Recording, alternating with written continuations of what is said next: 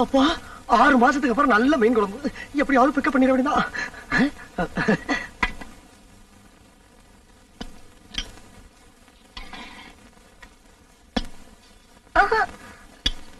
காலை கழுவிட்டு வந்து சாப்பிடுங்க. நாங்க கையே ஒழுங்கா கழுவ மாட்டோம். காலை எங்க போய் கழுவுறது? நீ குழம்பு ஊத்தா பார்த்தா பசிக்கு மனுஷனுக்கு. டேய், நல்லது சொன்னா கேட்டுக்கடா. போய் கேட்டு வா. ஓ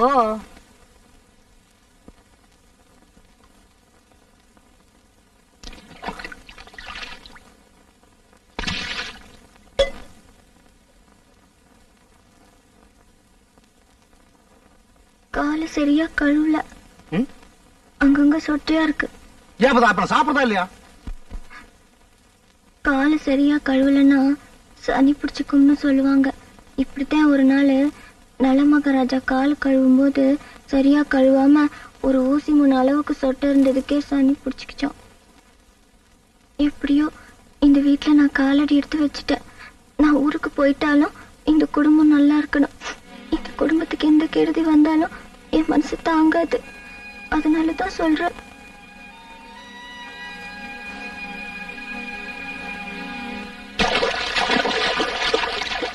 போதுமா?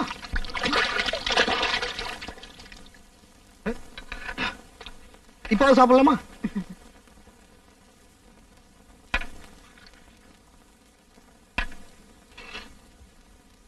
அண்ணே, நான் காலையெல்லாம் கழுவிட்டு கிளீனா வந்து உட்காந்துக்கண்ணே.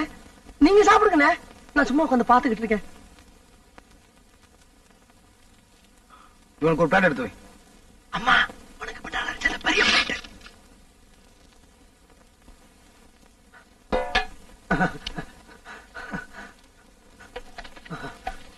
அப்பதான் அந்த பொச்சு மீன் அப்பதான் இதா இருக்குடா.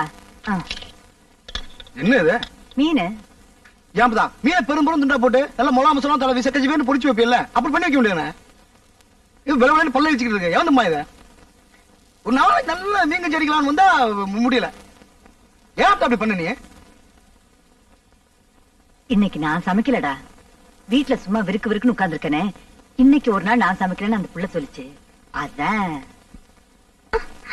இந்த நலமகாராஜ கதையெல்லாம் பேச தெரியுதுல. ஒரு மீனை பிடிக்க தெரியாது உனக்கு?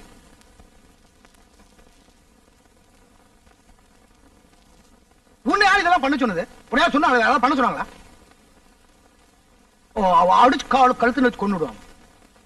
உன் வேலையை பார்த்து நீ உட்காரணும். டேய், அந்த புள்ளைய திட்டாதடா.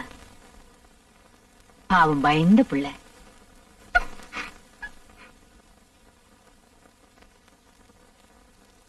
ஏண்டா வெறும் சோத்தையே தின்னுட்டு இருக்க? அந்த மீன் ஒரு துண்டு எடுத்து திண்டு பாரு.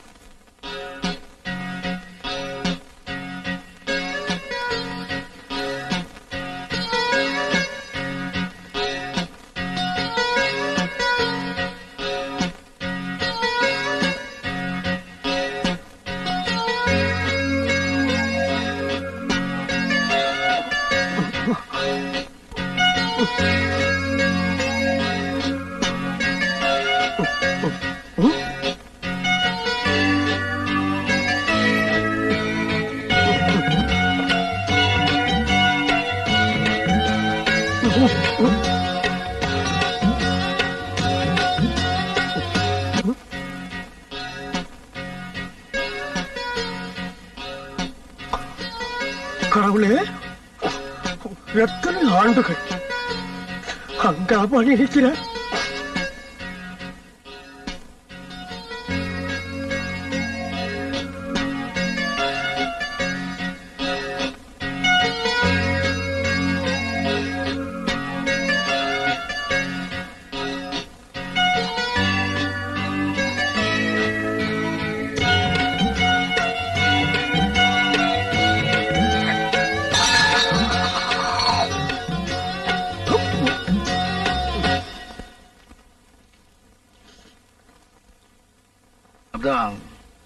ஒரு வெள்ளை ஒரு மீன் ஒண்ணு வச்சிருந்தியா?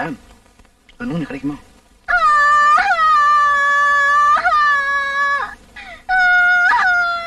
எதுக்காக இப்போ? நான் சமைச்ச மீன் நல்லா இருக்க போய் தானே இன்னும் கொஞ்சம் கேக்குறீங்க.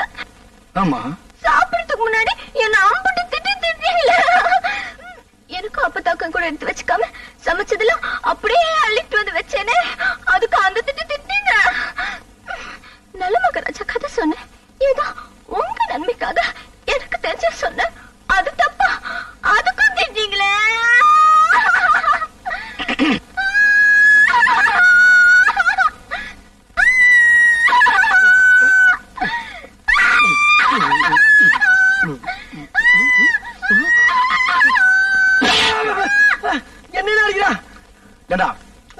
குடும்பத்துல ஆம்பளை சாப்பிட உட்கார்ந்தா நல்லா சாப்பிட்டோம்னு பொம்பளைங்க சமைச்சாலும் அப்படியே அன்னைக்கு கொண்டு வைப்பாங்க. நாம தான் ஒரு நோக்கம் ஜாக்கம் புரிஞ்சுட்டு ஒரு அளவா கரெக்ட் பண்ணிட்டு அவங்களுக்கு மிச்சம் வைக்கணும். இப்படி ஃபுல்லா அடிச்சுட்டிய அப்புறம் அவங்க என்ன சாப்பிடணும் அவங்க அறிவு வேண்டாம். எனக்கு அந்த அறிவு உனக்கு எங்கடா போச்சு? நீ சும்மா பார்த்தா பாவம் எவ்வளவு பெரிய பணக்கார வீட்டு பொண்ணு, அவங்க வீட்டுல வேலை 1000 பேர் இருக்காங்க. நீ ஒரு 1.5 சபை வச்சு சமைக்க சொன்னா பாவம் கண்ணில் போடிச்சு அழுதுருக்கு பாத்தியா? நான் அது கல்ல நீங்க திட்டினது நினைச்சுதான் அழுவுறேன்.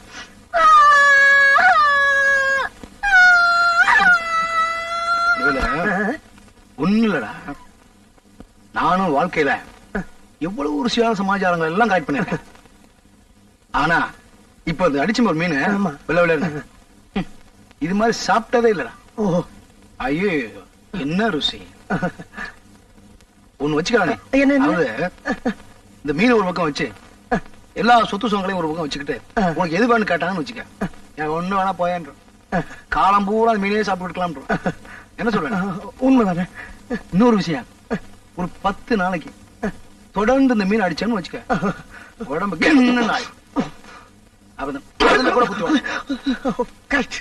ஐயே என்ன வடிவல கட்டிக்க போறவன் கொடுத்து வச்சோம் நல்லா இருந்தாய். என்ன சொல்ற? ஆமா கரெக்டா சொன்னீங்க.